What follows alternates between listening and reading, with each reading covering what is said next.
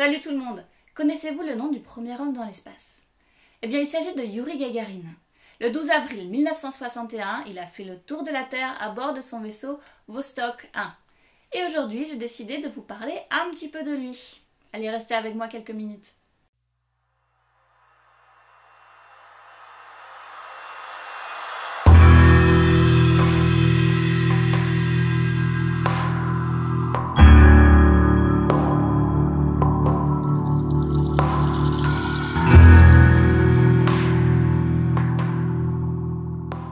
Né le 9 mars 1934 dans un petit village à quelques centaines de kilomètres de Moscou, Youri Gagarin est le troisième de 4 enfants.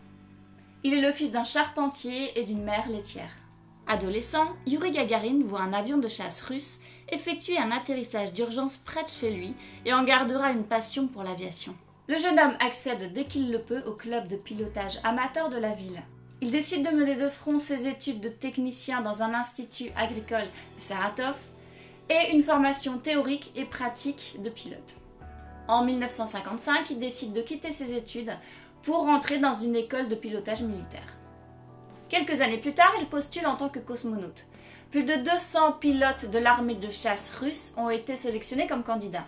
Ces pilotes ont été considérés comme des candidats idéaux. En effet, ils sont déjà habitués aux situations de stress. De plus, ils sont habitués au système d'éjection et à l'exposition aux forces d'accélération. Le jeune Youri Gagarin, alors lieutenant-chef de 27 ans, est sélectionné parmi les candidats. Le vol de Gagarine arrive à un moment où l'Union soviétique et les États-Unis se disputent la suprématie dans la conquête spatiale. L'Union soviétique a déjà envoyé le premier satellite artificiel appelé Sputnik en octobre 1957. Avant la mission de Gagarine, les soviétiques ont envoyé un vol d'essai à l'aide d'un prototype du vaisseau spatial Vostok. Pendant ce vol, ils ont envoyé un mannequin grandeur nature appelé Ivan Ivanovitch et un chien nommé Zvezdochka dans l'espace. Après cet essai, les soviétiques ont estimé que le vaisseau spatial était apte à emmener un humain dans l'espace. Le 12 avril 1961 à 9h07 de Moscou, le vaisseau spatial Vostok 1 décolle du site de lancement des soviétiques. Étant donné que personne n'est certain de la façon dont l'apesanteur affecterait un pilote, la capsule sphérique a peu de contrôle à bord. Tout le travail se fait soit automatiquement, soit à partir du sol. En cas d'urgence, Gagarin devrait recevoir un code qui lui permettrait de prendre les commandes. Cependant, Sergueï Korolev, concepteur en chef du programme spatial soviétique, ne respecte pas le protocole et donne le code au pilote avant le vol. En 108 minutes, le Vostok 1 effectue une révolution autour de la Terre, atteignant une hauteur maximale de 327 km.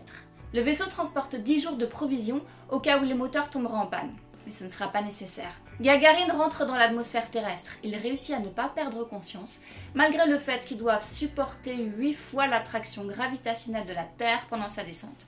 Vostok 1 n'a aucun moteur pour ralentir sa descente et aucun moyen d'atterrir en toute sécurité. C'est pourquoi, à environ 7 km, Gagarin est éjecté de son vaisseau spatial et parachuté vers la Terre. Pour que la mission soit considérée comme un vol spatial officiel, la Fédération aéronautique internationale, l'organisme directeur des records aérospatiaux, avait déterminé que le pilote devait atterrir avec le vaisseau spatial. Les dirigeants soviétiques indiquent que Gagarin a atterri avec Vostok 1. Ils n'avoueront qu'en 1971 qu'il a en réalité été parachuté. Quoi qu'il en soit, Youri Gagarin, devenu le premier homme dans l'espace, a établi le record de la première personne à quitter l'orbite de la Terre et à voyager dans l'espace. À son retour sur Terre, Gagarin est un héros international. Des centaines de milliers de personnes l'accueillent à Moscou. Devenu trésor national, il voyage à travers le monde pour célébrer cet accomplissement historique soviétique. De retour chez lui, il est promu major, reçoit le titre de héros de l'Union soviétique et devient membre d'honneur de l'Académie internationale d'astronautique. Il obtient également le poste de directeur de la Cité des Étoiles, le centre d'entraînement des cosmonautes russes. Les soviétiques ne veulent pas prendre le risque de perdre une personnalité soviétique aussi importante. C'est pourquoi ils hésitent à le laisser retourner dans l'espace. Youri Gagarin peut tout de même recommencer à voler en faisant des vols d'essai pour Air Force. Le cosmonaute décède juste avant le 7e anniversaire de la mission Vostok 1. Le 27 mars 1968, Gagarin est tué lors d'un essai de pilotage d'un avion de chasse. Lui et l'instructeur Vladimir Seryogin étaient les pilotes d'un vol d'entraînement de routine à l'extérieur d'une petite ville près de Moscou. Youri Gagarin est survécu par son épouse Valentina et ses 2 filles. Ses restes sont enterrés au Kremlin de Moscou et une partie de son vaisseau spatial est exposée au musée RKK Energia. Les circonstances entourant la mort du premier homme dans l'espace ont longtemps donné lieu à des théories et des rumeurs.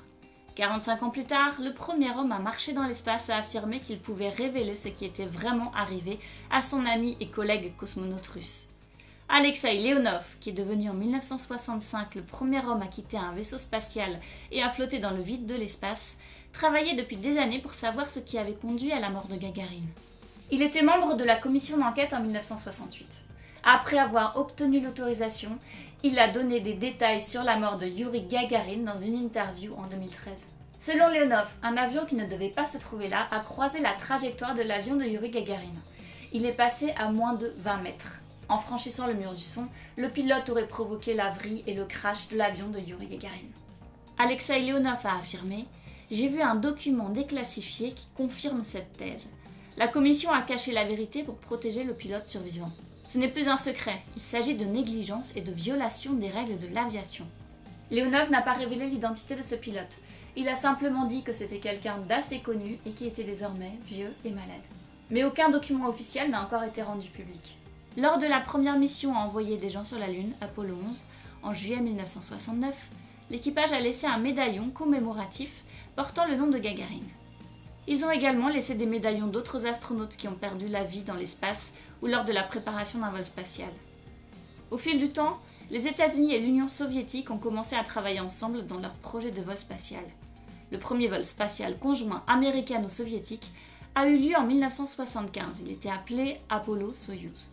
Après cela, la NASA a envoyé plusieurs astronautes de la navette spatiale à la station spatiale soviétique russe Mir après la chute de l'Union soviétique en 1991.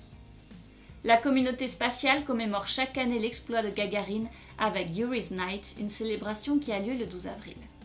La Yuri's Night ou Nuit de Yuri a été créée en 2001 et attire chaque année des milliers de célébrants. Et voilà, c'était l'histoire du premier homme dans l'espace. N'hésitez pas à regarder ma vidéo sur Alexeï Leonov, le premier homme dans le vide spatial. En tout cas, merci d'avoir regardé cette vidéo jusqu'au bout et je vous dis à bientôt.